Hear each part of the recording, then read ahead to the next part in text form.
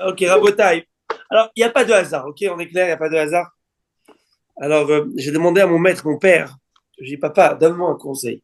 Vous avez le bonjour de mon fils, hein, de votre père. Ah, c'est Vous avez mon gentil. fils. Alors, mon père, que Dieu le bénisse jusqu'à 120 ans, Amen.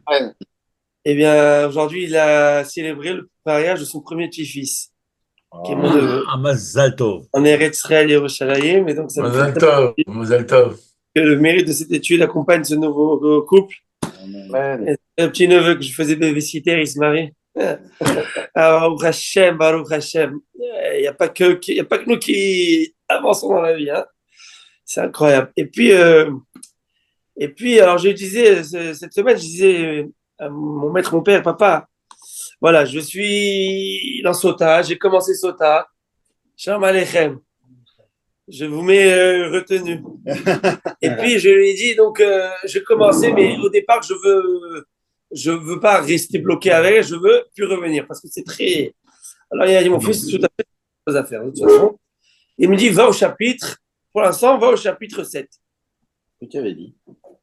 Ben, je l'ai dit parce qu'il me l'avait dit. Ah, d'accord. Alors j'ai dit, je vais au chapitre 7. Ok, je vais étudier le chapitre 7. Et j'étudie, je commence la Mishnah pour préparer le shiur, bien sûr. Et je me dis, à Kadosh Baruch Hu, tu me, tu me montres des signes que notre étude, je pense, elle est agréée aux yeux d'Akadosh Baruch Hu. Et je l'espère. Parce qu'elle est faite de bonne foi, de bonne volonté, avec sincérité de toutes les personnes qui sont autour de cette table et qui sont sur le Zoom. Et qui veulent s'inspirer des paroles de Torah. Et d'où je le sais. Parce que le Gaon de Vina nous dit, lorsque nous étudions un sujet, un thème, c'est ce qu'on dit au nom du Gaon. Je ne l'ai pas vu écrit, mais c'est ce qui est dit. La légende le veut. Que lorsqu'on étudie un thème dans le Talmud, qui a un certain rapport avec la parasha de la semaine, c'est un clin d'œil du bon Dieu qui te dit, tu es dans le good way, dans le bon right way, bon chemin. Et j'étudie et je me dis, bon, Sharolam, c'est exactement la parasha de cette semaine, mot pour mot, un des thèmes. Et j'ai dit, Hachem, merci pour le clin d'œil, il m'a fait les deux yeux comme ça. Voilà, alors que Bezat Hachem, et aussi, le DAF commence par Lamed Bet, qui veut dire le cœur. Et bien, c'est tout mon cœur est dedans. Mon cœur est là. Donc là, j'ai fait comme à M. Bronner.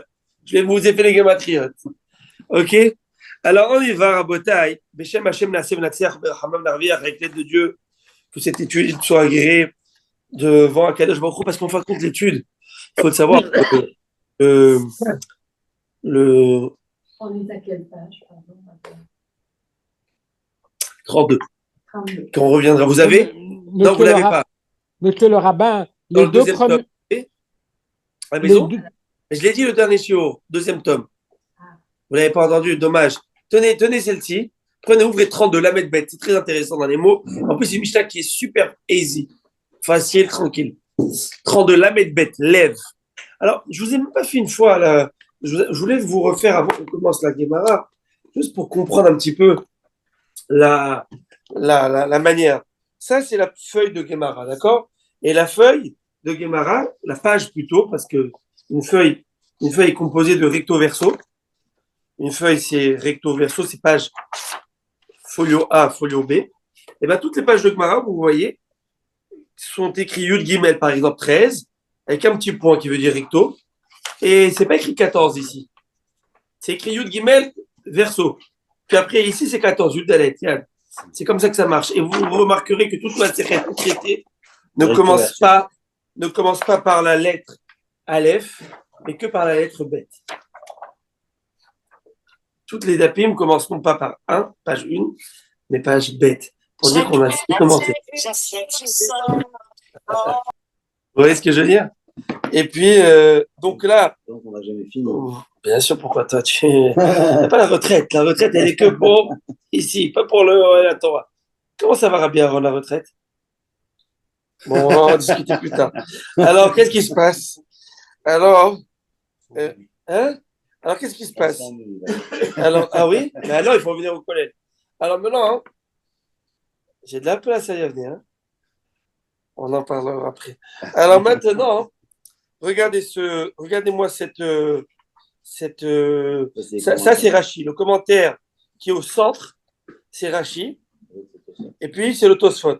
Tosfot qui est des Rashi Tosfot de l'époque médiévale. Époque médiévale, donc 1100, 1200, etc. Et puis, beaucoup de les Tosfot, des Tosfot, qu'on appelle des commentaires, Tosfot veut dire un supplément, sont des enfants, des petits-enfants de Rashi. Parce que Rashi n'avait pas de garçon. Il avait 7 filles. Porat Yosef. Et ces filles, ils mettaient des filles, on raconte. C'était une Kedusha qui était, et les enfants qu'ils ont eu, alors, le fameux Rabbeinu Tam, vous connaissez Rabbeinu Tam, vous avez entendu parler?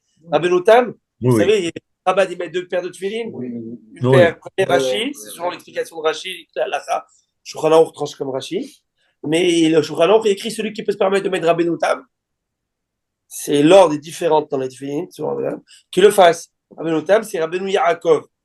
Et puis, qui était, je pense, tué malheureux. Il a été tué par un, en tout cas, il a été blessé par un chevalier. Vous savez, à l'époque des croisades. Hein? À l'époque des croisés. Un croisé, il marchait même. Et Léon avait venu nous sauver. Histoire de fou. Histoire de la mère de Rachi. À cette époque, vous connaissez l'histoire de la mère de Rachi, on raconte. Elle est à Troyes aujourd'hui, dans la ville de Troyes, à Paris. À Paris, en France. En France. Pas très loin de Paris. En France, pas très loin de Paris. Il y a un bon outlet là-bas. Bon, en tout cas, vous allez là-bas. Et puis, il y a là-bas le mur de la mer de Rachi, où un chevalier, un croisé, partait à toute allure avec son cheval, galopé, et dans une impasse, il n'y avait pas de place. Elle était enceinte de Rachi. Elle s'est mise dans le mur, en pierre, et ben, c'est enfoncé, et ça crée une alvéole. Et puis, crevasse, qui est resté là-bas tout jamais, on raconte cette histoire. Vous pouvez aller sur Wikipédia. Et puis, ouais, apparemment, ouais, bien sûr. Et puis, moi, la dernière fois, j'ai fait ça sur Placopate, ça marchait parce que j'étais trop le placo était mal fait, mais en tout cas, mais l'idée, elle est que, voilà, donc Rachi, et sans Rachi, en fait, presque impossible de comprendre l'explication de la Gemara. Et Rachi, c'est comme une paire de lunettes, ainsi que Tosfot, pour pouvoir comprendre la Gemara. Donc, toute l'explication qu'on donne 99% du temps, c'est Rachi.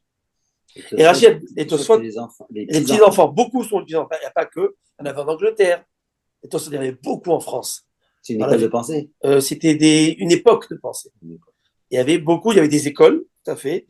Rachid habitait dans la ville de Troyes, mais il était en Allemagne, il vendait son vin dans la foire de Champagne, parce qu'il était aussi vigneron, et il était aussi architecte, la ville de Worms.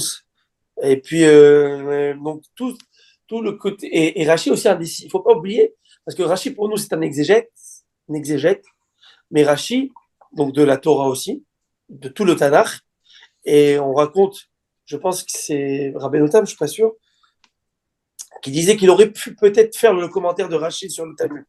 Ça veut dire il aurait pu peut-être, mais ce qu'il a fait sur la Torah Rachi, tout le Tanakh, c'est impossible. Et on le sait que Rachi, c'est sûr à 100%, il n'y a pas de question. Rachi, il avait le roi HaKodesh, comme tous nos Chachamim, l'esprit sacré. Pas le Saint-Esprit, hein. L'esprit sacré, et Hachem Yerachem. Et puis, lui, il ne faut pas oublier à quel période il vivait, la chrétienté, et Rachi, donc, nous, on a tout beau, tout magnifique. Mais ça a été fait, ce qu'on appelle le Talmud des frères à Vilna, les frères Rehem, qui, vous pouvez lire sur le Talmud comment il était sorti. Aujourd'hui, on a une belle page de Gemara, mais la Gemara n'était pas comme ça. Talmud, c'était du Talmud tout court, et lui, Rachid a écrit, il n'y avait aucun ordre, et parfois il y a des versions qu'il faut reprendre, et Rachid très souvent il dit, Ari Garcinal, voilà comment la version est vraie, et parfois on n'est pas d'accord, c'est comme ça qu'il faut faire la version. Et Rachid souvent il nous met même des mots bélaz, des mots en français ancien, le vieux français. Ouais, très souvent, même dans le Chumash, moi je me rappelle souvent ce Rachid, parce qu'on parle des pistaches et des cacahuètes, Rachid dit le mot pistache, c'est chet, non pas rachat.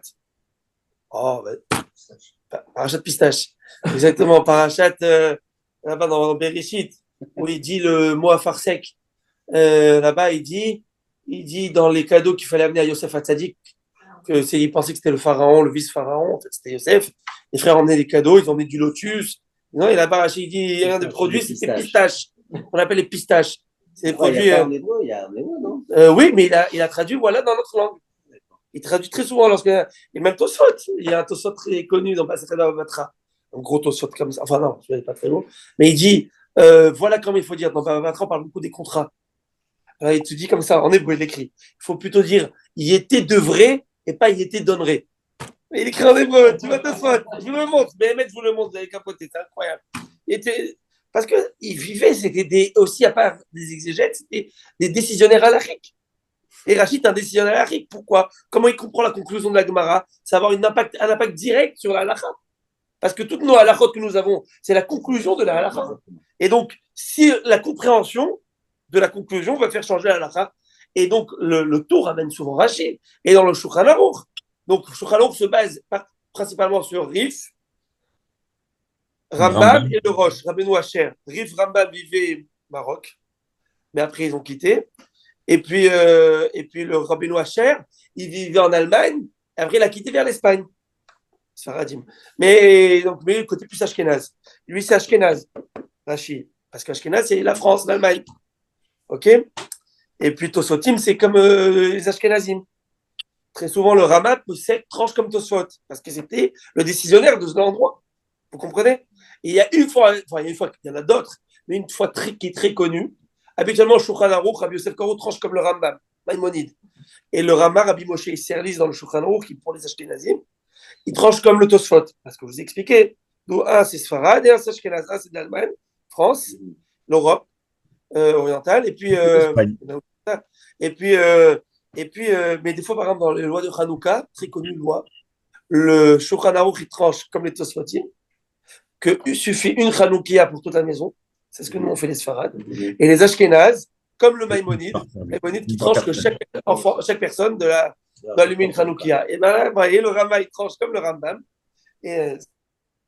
Question, Rabbi, une question. Oui. Est-ce qu'il y a eu des commentaires qui ont démenti Rachid dans certains aspects ou pas démenti, mais qui sont allés à l'encontre? Oui, bien sûr. Tosfot, c'est ça de sa job toute sa journée. Ah bon? Tosfot, excuse-moi, papy, I love you so much, mais quand c'est pas vrai, c'est pas vrai. Et des questions de Rachid, et c'est ça tous les commentaires, c'est d'expliquer le Rachid. Où Rachid avait raison. Mais très souvent, mais Théma, c'est un étonnement pour Tosfot. Comment c'est possible que Rachid a donné ce commentaire alors que dans la Gemara là-bas, on voit exactement ça, etc. Mais oui, et c'est ce qu'on va voir. Qui sont Tosfot et Rachid. Oui, alors habituellement c'est des commentaires, mais très souvent c'est des incompréhensions dans la Gemara ou des incohérences ou des contradictions, donc il faut aller comprendre. Et ça va donner des décisions halachiques voilà, que l'on fait au jour d'aujourd'hui. Rabbi Mathieu. Passe plus sur Rachid que Tosfot. Non, je base sur tout. Mais en fin de compte, ça dépend, parce que des fois, Rachid, comment il a compris la conclusion de la Gemara? Mais Tosfot n'a pas compris de cette manière. Alors, comment ça va? C'est pour ça que j'ai expliqué tout à l'heure. On va selon la majorité des décisionnaires halachiques. Shulchan Aruch, il tranche selon Rambam, Roche et Rif. Deux d'entre eux sont d'accord, alors il va contre lui, il va. Oui, oui, Rabbi Mordechai. Oui, mais en fin de compte, on suit toujours les commentaires de Rachid. Oui, c'est-à-dire dans le pshat, toujours. Mais pas toujours, c'est-à-dire que des fois, il y a des choses qui ne sont pas comme Rachid et que c'est des mahloquettes. Il y a des mahloquettes, pas comme Rachid. Et des fois, on va voir. Il y a une bordure à droite et à gauche. Alors, à droite, qui est vers le centre, c'est le Rachid. Et à l'extérieur de la page, c'est le Tosafot. Et alors, avant Rachid, qu'est-ce qu'ils avaient? Non, il y a des textes autour. Ah, vous me demandez ce qu'il y a autour? Oui. Alors, attends. Bon, je voulais faire la paracha de la semaine en rapport avec la Mishnah, mais ça ne va pas passer ce soir. Alors, je vous le fais quand même, pour l'explication quand même. Levez un peu plus parce qu'on ne le voit pas. Alors, merci. Voilà, il faut venir. Alors comme ça. J'explique. Là, vous voyez bien? Oui. Très bien. Quand j'ai dit il faut venir, à tous, ça part M. Ohaillon. Hein, parce que ça fait de la quelques bandes, 700 km. Alors, là, c'est le DAF de Gemara. Donc, le DAF de Gemara qui est composé toujours par des Mishnayot. OK? Donc, on parle de plus de 2000 ans. Tout ça. À peu près 2000 ans. Un peu moins. Le Talmud, 1500 ans. Ça, à peu près 1000 ans. Ça, c'est... Rachid Tosfot. Le Talmud, c'est pas ça? Le Talmud, c'est ça. Il y a des morceaux dans le Talmud. Le Talmud est basé sur la Mishnah. La Mishnah, Rabbi Akiva, Rabbi Tarfon. C'est une époque. Et Mishnayot, qu'on appelle en hébreu les Tanaïm. Après les Tanaïm, il y avait des générations dans les Tanaïm. Il y a les Zugot, les premiers binômes. Après, il y avait les seconds, etc. Jusqu'à que le Maïmonide, il amène toute la ligne niais jusqu'à la fin. Et c'est qui ont écrit le Talmud? Toute l'époque des Talmudistes, les maisons d'études. Mais il y en avait des dizaines de maisons d'études. Il y avait Soura, Puma, Dita, Nerdea. Ça, c'était avant Rachid. Donc, oui, bien avant. Ça fait plus de 1600 ans, 1600. Rachid, ça fait Rachid, quoi, c'est le 15e, 16e siècle? Et ça, à peu Non, près. 11e. Oui. Alors, Rachid. qu'est-ce que Combien? 11e, Rachid. 11e? c'est? Non. Non, plus tard. 11e siècle. 11e, c'est ce que j'ai dit. Eux, ils sont avant. Et puis, en fait, c'est très simple. Eux, ils sont à peu près à zéro, les Mishnayot. À l'époque de marché mauvais zéro. Ouais. OK? C'est ça. Donc, quelques siècles plus tard, ils ont fait la Gemara, qui explique la Mishnah. Qui a écrit la Mishnah? Rabbi Yehuda Hanassi.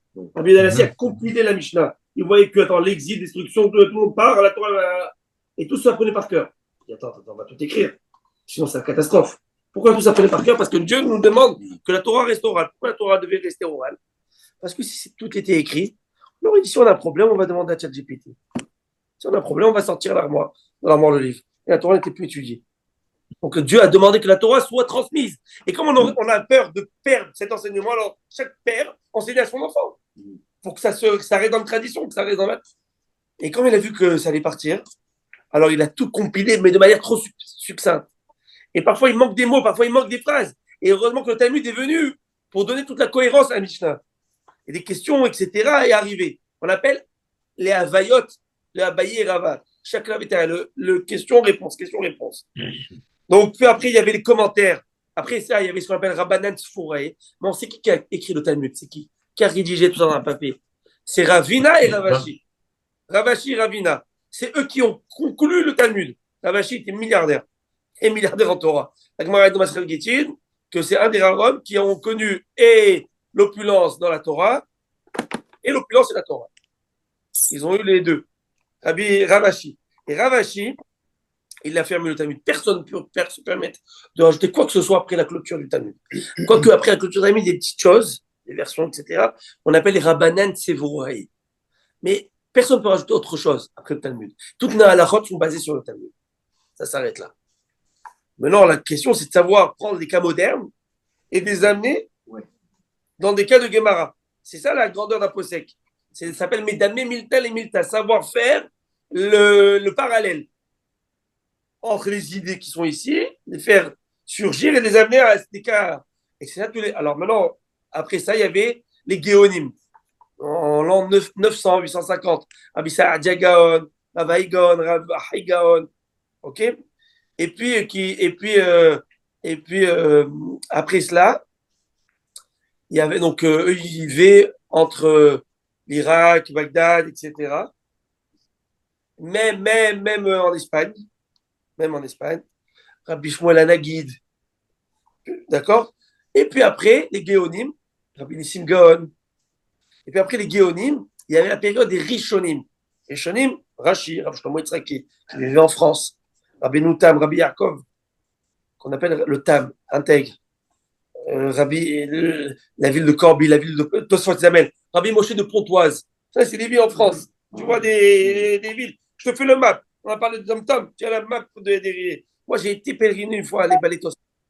J'ai eu un accident à ce moment-là, on rappelle, et par le mérite de Tzadikim, ils nous ont sauvés. On est parti pèleriner. Combien ils ont retrouvé dernièrement des Balais Tosfot dans des endroits où ils en ont fait des étables. Vous savez, avec les il fallait tout.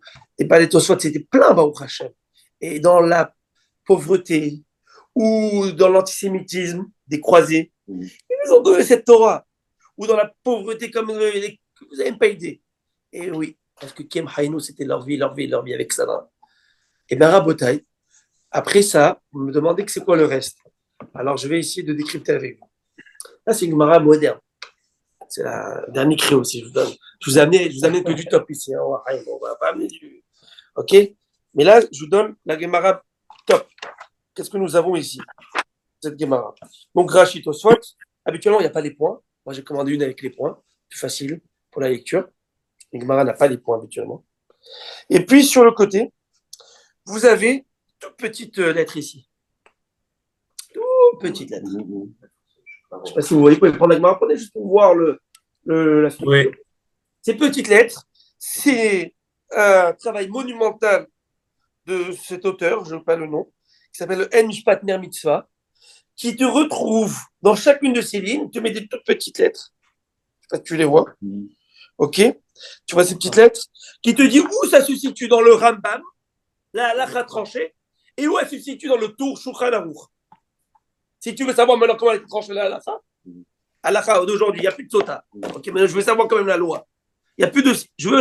Tu vas trouver dans cet endroit. C'est le Wikipédia de référencement de l'époque. Les Hebel, bon, il faut avoir de bons yeux. Hein. C'est pour ça que les Bahouri et les Shiva, ils ont tous des lunettes. Parce qu'à force de dire comme ça, c'est normal. Et puis après, tu as le Beit Agaot, Beit Hadash. Sur le côté, tu as des annotations. Parfois, il faut arranger. C'est comme ça qu'il dit qu'il faut lire dans Rashi. Cette version dans Rashi. Il y a plusieurs versions dans Rashi. Et c'est le bar qui s'appelle Rabbi Yoel Sirkis. Rabbi Yoel comment? Sirkis. Sirkis.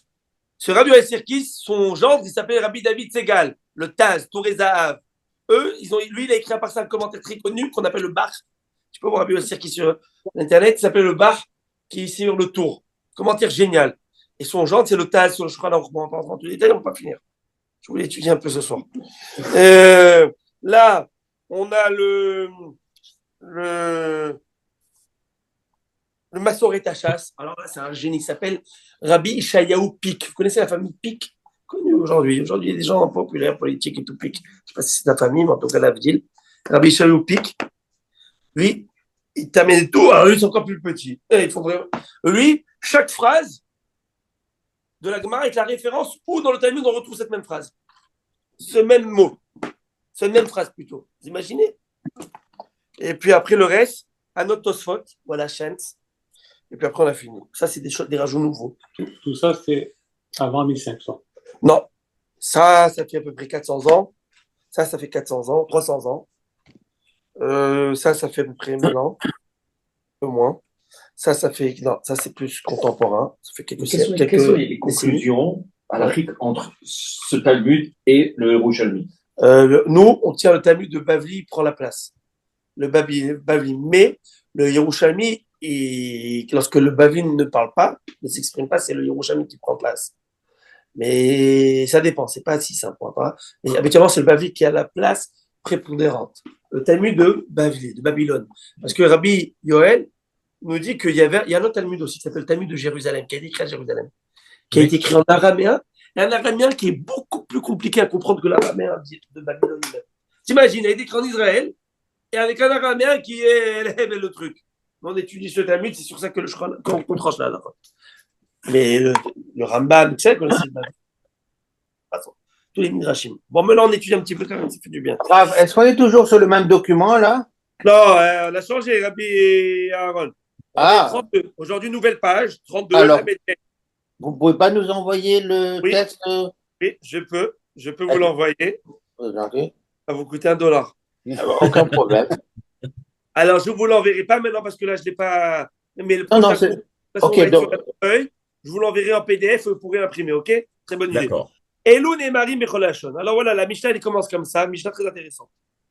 La Mishnah nous dit voici les passages. On va voir une quinzaine de lois dans cette Mishnah. C'est une longue Mishnah. Habituellement, les Mishnahs sont assez concises. Celle-là, elle est pas mal. Et cette Mishnah va nous donner 15 halachot sur des passages qui sont dits dans la Torah en hébreu, parce que la Torah est en Lashon HaKodesh, en langue sacrée, hébraïque. Mais que la Mishnah ici nous apprend que si tu peux les lire dans ta langue, en français, en anglais, chinois, en chinois, en arabe. Ils ont pas, c'est pas indispensable que de les lire en hébreu, en langue originale. On appelle ça VO. Vous connaissez dans les films VF, VO, version originale, l'Avdil. Version originale. Version française.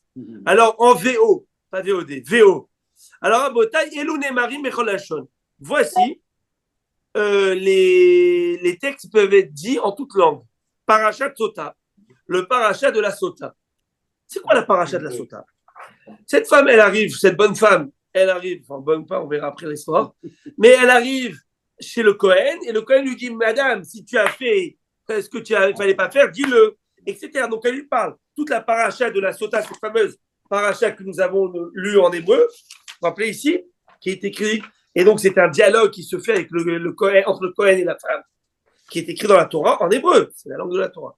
Est-ce qu'il doit être dit en Lachon HaKodesh, comme c'est écrit dans la Torah, ou il peut être, par exemple, si une française, peut-être, ça suffirait de le parler en français. Eh bien, la Mishnah nous apprend, elle n'a pas besoin d'être forcément dite en hébreu. Tu lui parles dans sa langue. L'essentiel, c'est qu'elle comprenne ce que tu lui as dit. Tu vas me dire, bon, le hidouche, je veux dire, qu'est-ce que tu viens m'apprendre ici? Réponse, on aurait pu se dire que c'est une mitzvah de la Torah, la Sota, oui, fait partie des mitzvahs de la Torah. Peut-être que dans la mitzvah, et comme on va le voir sur d'autres choses, ça doit être dit en VO, version originale. Pour remplir le cas de la mitzvah, il faut le dire dans les mots de la Mishnah, de la Torah. Peut-être aussi le traduire avec un interprète après en français pour qu'elle comprenne, bien sûr, parce que l'idée c'est qu'elle comprenne, mais peut-être qu'il aurait fallu, comme un télim, j'allais dire, faire la prière, c'est-à-dire de lui lire la Sota. La Mishnah nous apprend, non, ce peut être dit en toute langue que l'on veut. Ou vidouille maaser, la confession des dîmes. C'est quoi la confession des dîmes? Vous savez que d'après la Torah, est-ce que vous avez déjà entendu parler de la confession des dîmes? Non. C'est quoi un vidouille? Vous savez, on fait hatano, shamlo. La vidouille, c'est une confession. Là, ils ont traduit confession, mais je ne sais pas si on peut le traduire différemment. En fait, oui, ça s'appelle la confession des dîmes. C'est quoi l'idée? L'idée, c'est que d'après la Torah, il y a un cycle de 7 années. Ah, Rabbi Marco, madame, comment allez-vous? Ça va, vous allez bien? Hazakou Baruch. La première dame. Merci.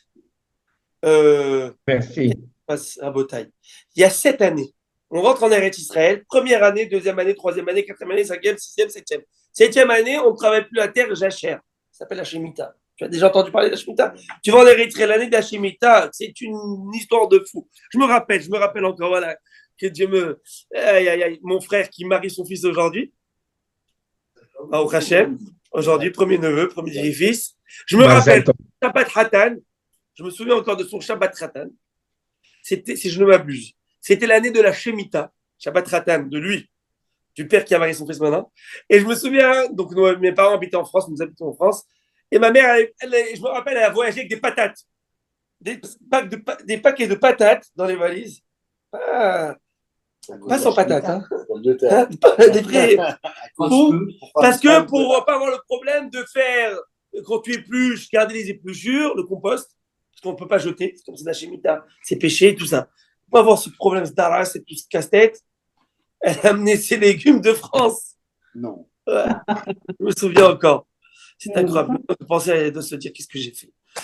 Et en tout cas, alors maintenant, en Eretz Israël, vous savez, pendant la Shemitah, c'est assez compliqué de gérer, de ne pas jeter, etc. Même des vins, tu vas acheter des vins à la sac. Et Société d'alcool du Québec, je ne fais pas de promotion, la consommation d'alcool est dangereuse pour la santé, mais habituellement, c'est un sous-titre, mais là, je n'ai pas de sous-titre. Et bien que vous le sachiez, des fois, il y a des vins, il y a écrit de l'année de Shemitah. Donc, ces vins-là sont très importants de définir jusqu'à la dernière goutte. Très important. On ne peut pas jeter l'assiette, il reste du vin. On va tout terminer. Vous allez me dire, oh, le rabbin encourage la consommation.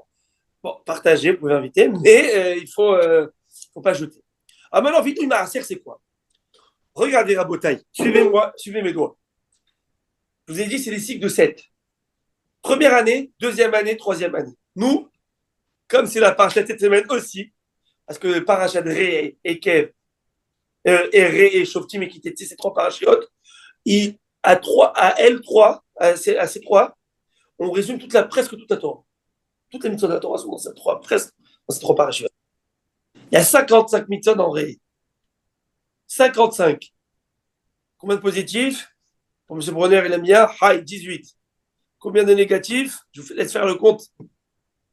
Combien c'est? Je vous ai dit, il y en avait 55. 55 en 18. Ouais. Bravo! En tout cas, alors qu'est-ce qui se passe? Dans ces mitzvahs, il y a une mitzvah de donner. De donner le maaser. C'est quoi le maaser? La dîme. La dîme. Alors comment ça marche? C'est une mitzvah. Tu viens de faire un champ maintenant, tu es agriculteur à l'époque, c'était l'agriculture. Tu viens de faire 100 tonnes. Tu vas donner une tonne au Kohen, ça s'appelle la terouma. On va donner 2 tonnes au Kohen pour ne pas faire les radins, ok? C'est la halakha. Sur 10 tonnes. Sur 100 tonnes, tu donnes 2%. D'après la Torah, tu peux donner un grain de blé. Chouma. Tu vois, j'ai dit dans un grain de blé. Je crois que je vais prendre un grain de blé, garde-le toi. Alors les Chachamim, ils ont dit si tu es radin, tu donnes 1/60. Quand tu es radin, ça fait partie des vertus qu'il faut arranger. Et puis, si tu es large, tu donnes 1/40. Et si tu es comme tout le monde, tu donnes 1/50, c'est 2%. 1/50, donc 2%. Ça, c'est la terouma. Après, il faut que je te donne le maaser, le lévi. Et c'est impressionnant parce que c'est un petit peu dans notre, j'allais dire, dans notre ADN de peuple, dans tous nos mitzvot, de penser à l'autre. Regardez, on est à la synagogue, on va lever les fonds pour les retraites, attends 2 minutes. Les paniers de Pessah, ça fait partie. C'est-à-dire qu'on ne se voit pas s'asseoir dans une table de Pessah de Shabbat sans qu'on ait fait quelque chose pour l'autre. C'est comme ça. La dîme, c'est 10%. Pas, Oui. Alors, maintenant j'ai dit, sur 100 tonnes, faites quoi le compte? ça fait 10. Ça fait 9, j'ai enlevé 2%, j'ai enlevé 2 kilos. Oui. Sur 100 tonnes, j'ai enlevé 2 tonnes. Il me reste 98 sur place. Je prends 9,8 tonnes et j'envoie au Lévi. Lévi. Hein? Exactement, c'est pas terminé. Je prends deuxième, Maaser Sheni, notre dîme, et que je me dois de manger tous ces fruits en Eretz Israël à Jérusalem. Maintenant, va manger 10 tonnes de pommes. Je t'assure, one apple in the day, take over, je sais pas quoi là, docteur. Ouais. 10 tonnes de pommes, mon frère, tu es. Alors, qu'est-ce que tu fais? En plus, va te battre avec 10 tonnes de pommes. Ça en fait cher le kilomètre. Qu'est-ce qu'on fait? Tu la rends en compote. Ah, heureusement que Ness il est là. Mais non, mon pote, à la compote. Pas du tout. Qu'est-ce que tu fais? Tu prends, tu transfères la valeur de ces 10 tonnes de pommes. En argent.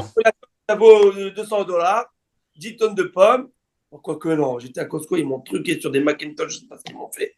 On dirait que j'ai acheté un Mac. Macintosh, tu connais les pommes Macintosh? Bon, en tout cas, qu'est-ce qui se passe? Ben, mec, il y a des pommes, des Royal, des Pink Lady, ou des.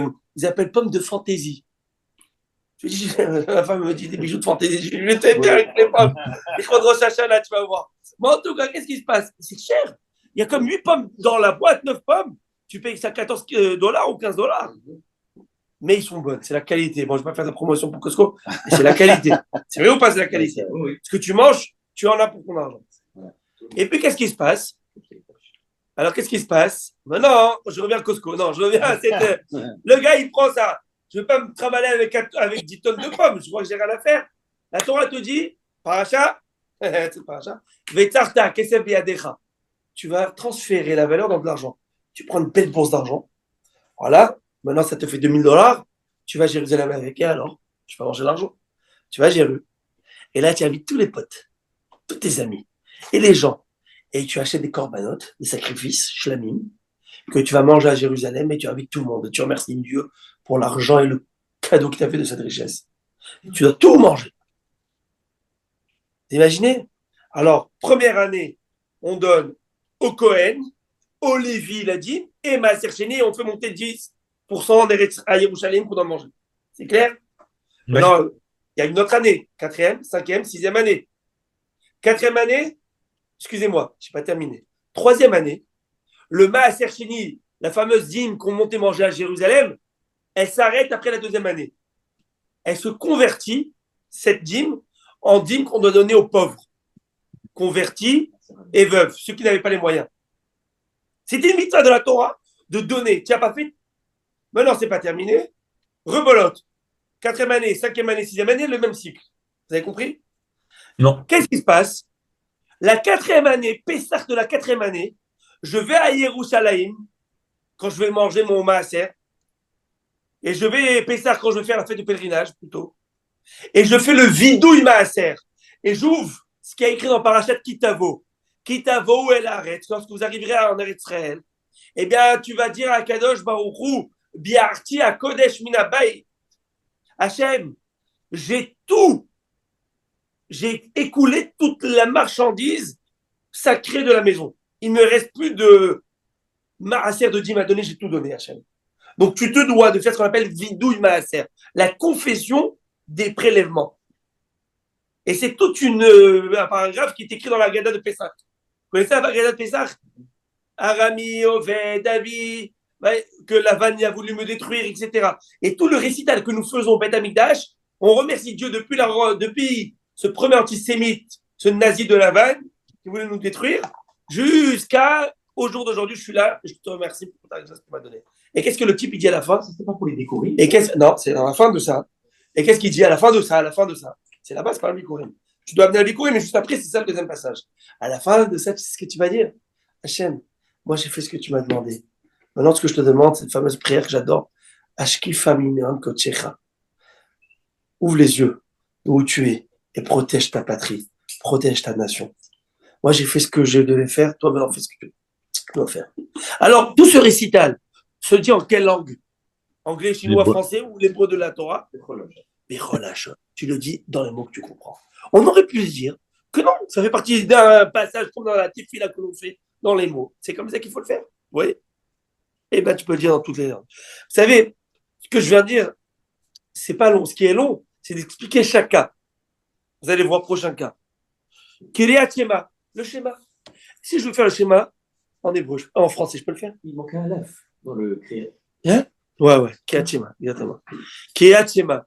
Il y a beaucoup de mots pas phonétiques, mais ça marche. Okay. Kiryat Shema, c'est quoi? La récitation du schéma.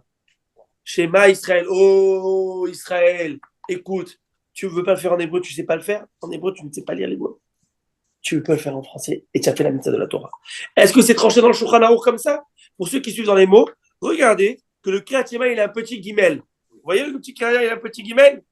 Guimel, vous allez sur le côté gauche de la page. Vous voyez le petit guimel? Il te met même Yud Yud, vous le voyez? Regarde son prix, Harry, regarde avec Alex. Le petit guimel ici, page 32, la bête. C'est quoi même Yud Yud? Vous savez ce que c'est? C'est. Ouais, sortez les lunettes. Ah ouais, ça c'est petit, hein. C'est Maïmonide. Hein? Tu veux le trouver dans Maïmonide? Maïmonide, P bête, c'est quoi P bête? Perek bête, deuxième chapitre, Meilchot des lois.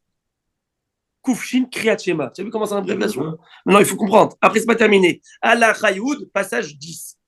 C'est quoi Smag?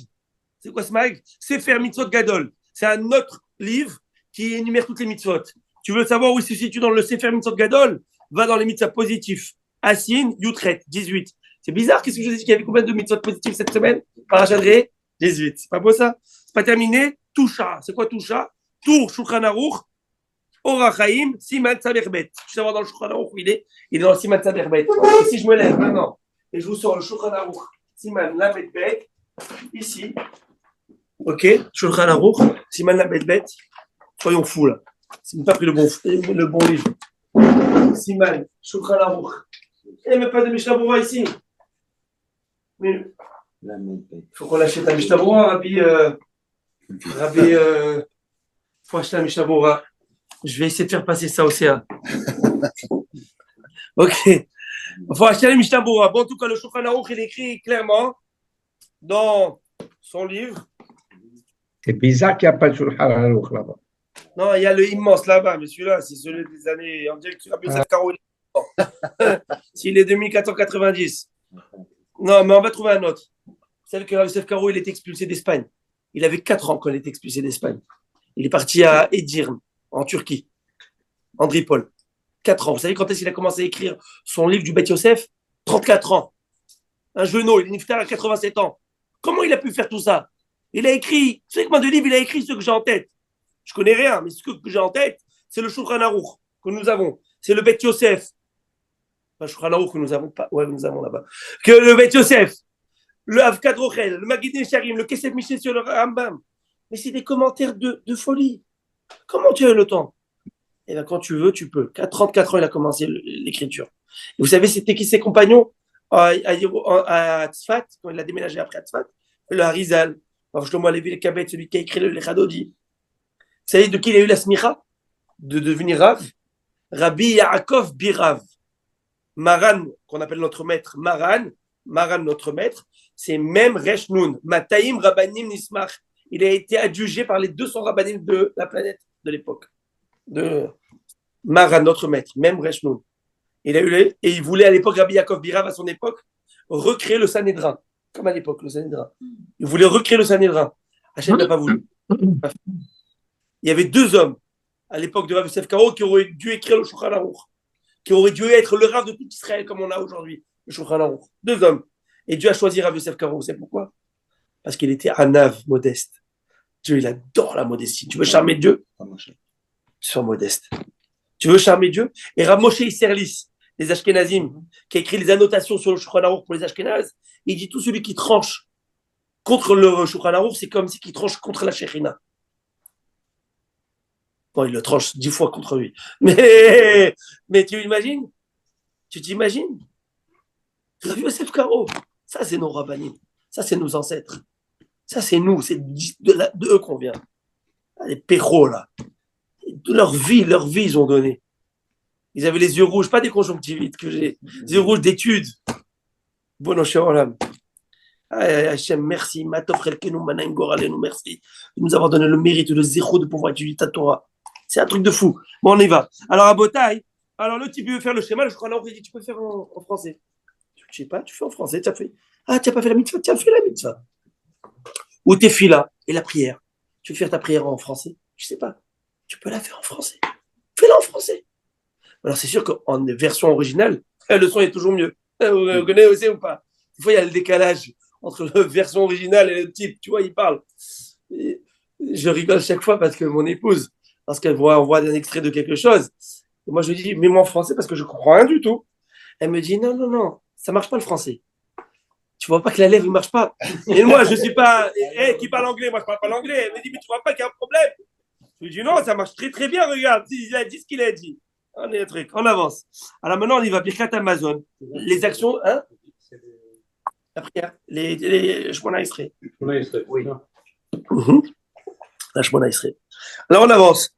Où est-ce qu'on est? On avance. Oui, tu fais la fonction dit, c'est Shmona Esrei. Après, où je suis moi? Shvuat Haïdout. C'est quoi Shvuat Haïdout? Le serment.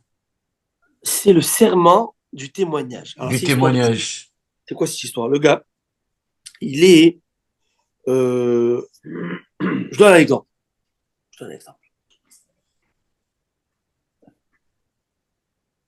Harry, tu me donnes $200. Quoi? Jamais, je t'ai jamais emprunté $200. Harry, arrête. Rabbi Alex et M. Ziri, Rabbi Yosef, ils étaient là, témoins, ils l'ont vu. Jamais. On appelle les témoins au tribunal. Vous avez vu? Non, on n'a rien vu. Je jure sur le nom de Dieu. Après, à qui pour ils arrivent, il y a quel péché j'ai fait? 3e des commandements, de pas jurer en vain. Oh, quel péché. Fais tes choux. Baruch Hashem qui fait tes choux. Et ben, celui qui fait ça, s'il a juré, tu vas me dire, ouais, mais j'ai pas juré, j'ai juré en français. Eh ben, t'as juré en français, c'est un serment. Et tu l'amèneras un corban, mon gars, un sacrifice. C'est très grave, ça, de jurer. C'est ça que toujours nos enfants leur apprend. Ne promets pas, ne jure pas.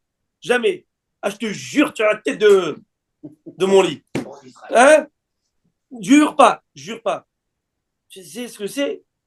Il y a des communautés d'Afrique du Nord, je ne donnerai pas de nom. Je te jure. Ils sont nerfs, je te jure. En tout cas. Donc, il ne faut jamais faire Chazvé Shalom. Ok? Ou Shvuat à Picadon. Ou je vais chez Rabbi Harry. Je prends Harry parce que il va pas le faire. Hein. Et alors, j'ai Harry. Tu te rappelles la Rolex que tu t'avais demandé de me garder? Hein, tu m'avais pris en gage. Tu te rappelles un gage? Tu te rappelles, je t'avais mis à garder. Je suis parti en vacances. Tu me dis la Rolex. Quelle Rolex? Je dis, arrête. Je jure, je te jure. Mais ceux-là, oh, j'étais 4 ans au Maroc. Je ne sais pas combien de fois j'ai écouté en Allah, je te jure. Et ils te mentent comme ils risquaient, les gars. Mais je vous dis, avec sans gêne. Pourquoi tu n'es pas venu au travail? Pourquoi? Je te jure, ma tante, elle est morte. Deux semaines après, pourquoi tu n'es pas venu? Ma tante est morte. La même tante est morte. Ils jurent comme ça. Alors, si tu as juré Shem Yatzelenu, tu donnes un corban, mais si tu as juré en français, en anglais, I swear. I swear. Eh ben, c'est péché. Ok? Eh ben, si tu l'as fait en français, tu devras amener le. La Mishnah, maintenant, elle va dire tout ça. C'est péché de le dire. Ouais. Non, ou c'est Avec le nom de Dieu. Avec le nom de Dieu. Non, par exemple, tu dis I swear. Non. Si Des je. fois, ça sort, Ouais, ouais. c'est pas bien, mais c'est pas bien. Mais ce qui est interdit, c'est de jurer avec le nom de Et Dieu. voilà. Avec le nom de Avec Dieu. le nom de C'est Dieu. ça que je veux dire. C'est je jure au nom de, tu dis le nom de Dieu. Je peux pas dire Yudke Vavke. Tu dis au nom de Dieu. C'est ça le problème. Pas de dire je jure, ça jure. Ça, c'est pas bien parce qu'il faut pas s'habituer, tu comprends? Mais pour dire, on dit Blinéder. Blinéder. C'est comme ma fille, je lui dis quelque chose, je lui dis Blinéder. Elle me dit papa, dis pas Blinéder. Ça va, ça veut dire court toujours. Ah, papa, dis pas Blinéder. Mais la vérité, c'est que c'est pas bien parce que et il faut que je travaille dessus. Ou tu t'es, tu dis rien, ou tu dis pas Blinéder. Parce que Blinéder, c'est que tu vas le faire, mais si jamais Blinéder. Ouais. Mais quand même, tu vois, aujourd'hui, on s'est habitué à dire Blinéder pour dire c'est mort l'histoire. Je vais pas te la faire. Tu vois, fais attention. Attention, c'est ce qui a sorti de ta bouche, va jusqu'au bout. Ne joue pas avec ça, on l'a dit 10 fois. Alors maintenant, on avance. Maintenant, il y a des choses que la Torah te demande de le dire dans la langue VO, version originale. Et on va voir c'est quoi, toute une liste de choses. Et après, la Gemara, c'est ça son travail qu'elle a à faire. Pourquoi? C'est pas un jour. Les rabbanim, ils se lèvent pas un matin, ils disent, allez, on va faire des halakhot comme ça. Il faut, la Gemara, c'est son travail, c'est d'amener des preuves dans les versets. Tu m'amènes pas une preuve dans les versets ou quelque chose qui a une base, j'accepte pas, je gobe pas tout. C'est incroyable. Les Rachamim, ils sont les plus soumis à Dieu. Mais ils gobent pas tout. Il faut amener des preuves dans Torah. Voilà, concret. Mène-moi une preuve que je vois. On avance. Mikra Bikurim, la récitation des Bikurim. La fameuse récitation des Bikurim. Où Dieu vient et a écrit dans le Passouk, Parashat Kitavu. Tu dis à Dieu, voilà. Vous savez ce que c'est les Bikurim, les prémices. C'est les 7 fruits d'Eretz Israël, Parashat, de quel Parashat?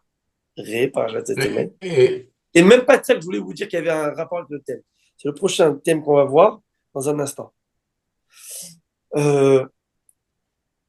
Tu as du blé, tu as de l'orge, tu as des fruits, tu as des raisins. Première grappe de raisin qui sort de l'année de ta récolte.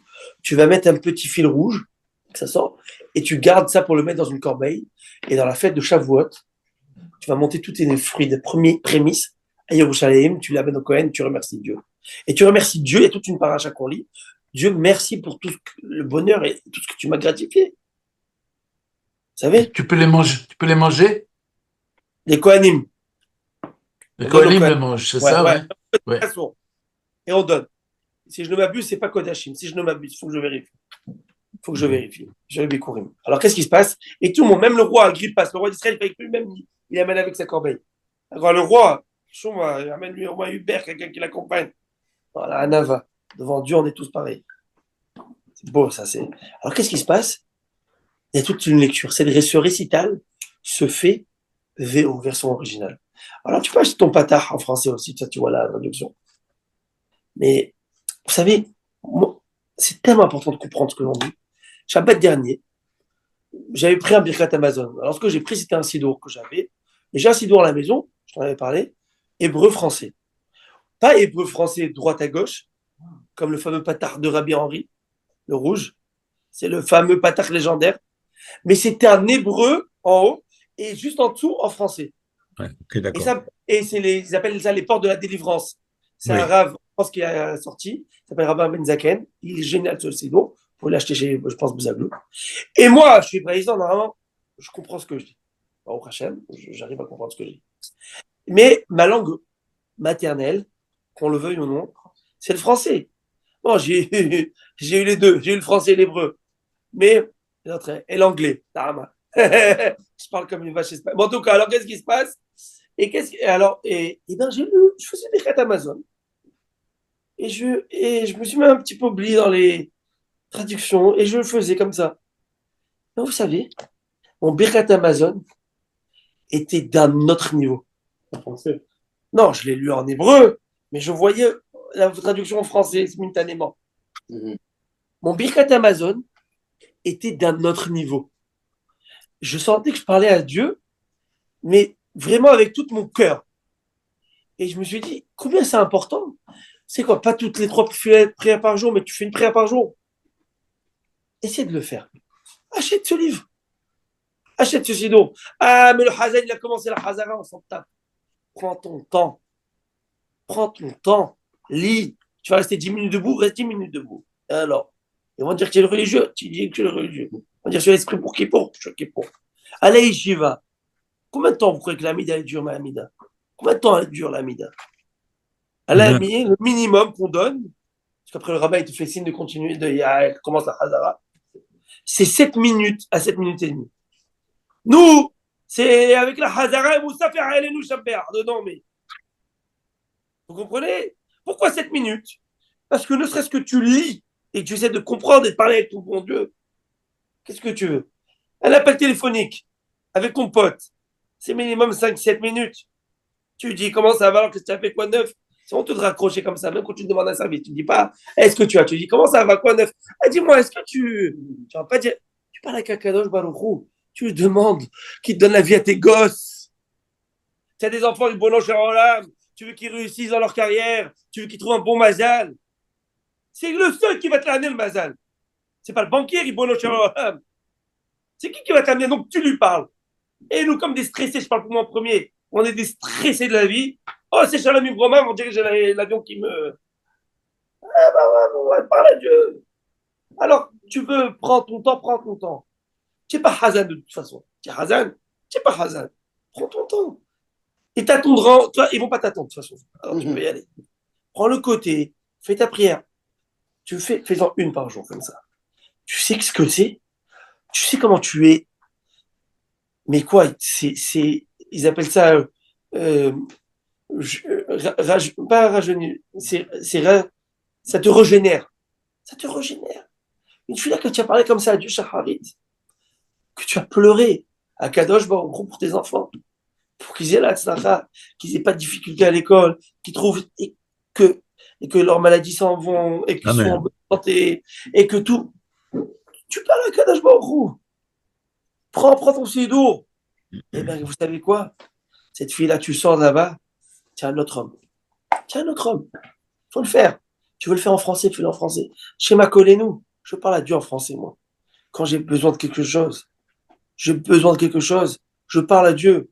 Et des fois, moi, mes prières sont enregistrées, que Dieu me pardonne. Mais des fois, je sens que j'ai besoin. Eh bien, je parle à Dieu en français. Hachem, s'il te plaît, aide-moi.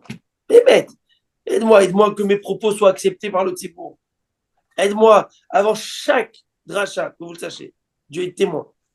Avant chaque dracha, chaque fois que je prends la parole en public, je vais tourner vers le Hichal, quand je suis le Hichal, j'embrasse, et je demande à Hachem, donne-moi que ce qui sort de ma bouche soit comprise et soit accepté et soit pour ta gloire. Pas pour ma gloire. Pour dire, beau speech. Le speech de ce matin, que ça soit pour ta gloire, un cadeau de Baruch. Et que les gens se renforcent. Le plus beau cadeau, c'est qu'un type, il a écouté mon Dvar Torah et me dit, j'ai pris quelque chose avec moi. Et je me renforce. Et on se doit, le Ramban écrit, ça me vient à l'esprit maintenant. Ramban, dans Parashat Kitavo, le Ramban, il écrit comme ça. Que toute personne qui peut aider l'autre à devenir mieux en Torah, ou l'aider à avancer, il ne le fait pas, c'est un big problème pour lui. Tu vois ton frère qui va se prendre un mur, tu vois ton frère qui va investir dans Forex ou dans Bitcoin ou quelque chose qui ne va pas là. Tu lui dis, mais pas tout ton argent. Tu as gagné, spécule à la sueur de ton front. Mais t'es fou. Tu prends ton frère, tu l'attrapes, tu le bloques parce que tu l'aimes. T'es dur avec moi. Arrête. C'est quoi ça? Tu me juges? Je te juge pas, mon gars. T'es mon frère, t'es une femme, des enfants. Demain, ils seront la rue si tu perds. Investir où il faut investir. Alors ça, c'est pour le matériel, pour le spirituel. Tu vois ton frère qui va au resto pas cachère. Bébé, va le voir, dis-lui un petit mot. Et c'est dommage, le tataki, il va aussi dans le cachère. De quoi? Le tataki. Je t'expliquerai ce que c'est. Ok? Et le sushi, on avance. Alors maintenant, halitza, la halitza. Alors on l'avait expliqué dans le shiur dernier. La halitza, c'est quoi? C'est si la dame, une dame s'est mariée avec un homme et que Dieu nous en préserve, l'homme est décédé sans enfant. La femme, elle se doit de se remarier avec le beau-frère. Mais s'il ne veut pas, le beau-frère, elle se doit de lui faire le déchaussement. Déchausser Elle va cracher devant lui, au visage devant lui. Et elle va dire, mais elle ne veut pas me prendre comme épouse. Aujourd'hui, on fait que ça. On ne se marie pas avec la truc. C'est péché. Aujourd'hui, moi, je connais quelqu'un qui vit avec sa belle-sœur. Je lui ai dit, on lui a dit 1000 fois, c'est péché, mon gars. Pauvre, sa sœur, sa femme, elle est morte. Et puis, mais ils ont des enfants. Et il vit avec elle. Je dis, c'est péché. Pour la Neshama. Il a fait boum alors qu'ils ont des enfants. Il n'y a pas de boum. Avec la sœur, il a fait, au lieu de se le marier avec le. Non. Là, c'est l'inverse. C'est ce que je comprends. Non, je le fais exactement, ouais, exactement. En plus, c'est ça. très grave d'être avec la belle-sœur. C'est péché bon chez les goïms. Qu'est-ce qui se passe? Bon, non, on y va. Alors, maintenant, qu'est-ce qui se passe? Vous m'écoutez ou pas, peut-être? Le halitza. Alors, la halitza, ça se dit en hébreu. Il faut le comprendre, qu'elle comprenne ce qu'elle dit, mais ça se dit en hébreu. Le Livira. Moi, vous savez, le cas le plus dur, c'est un cas, par exemple, où le frère, il s'est marié, il n'a pas eu d'enfant.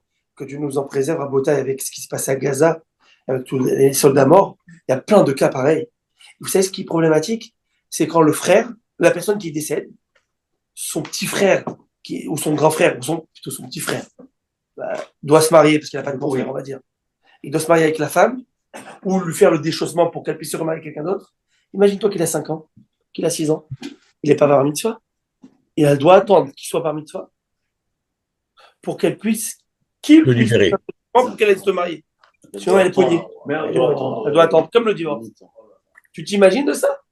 C'est pour ça qu'aujourd'hui, il y en a qui donnent même des divorces avant de partir.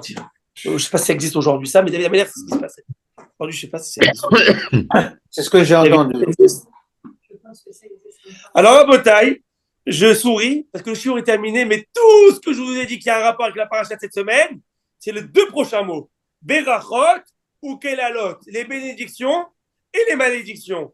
Et la Torah est dit dans la paracha cette semaine, Re'e Asher, Re'e Anochilote Lifnechem Hayom, Beracha. Je te donne les bénédictions et les malédictions. Et ça, on le verra Bezrat Hashem, la prochaine épisode, le prochain shiur.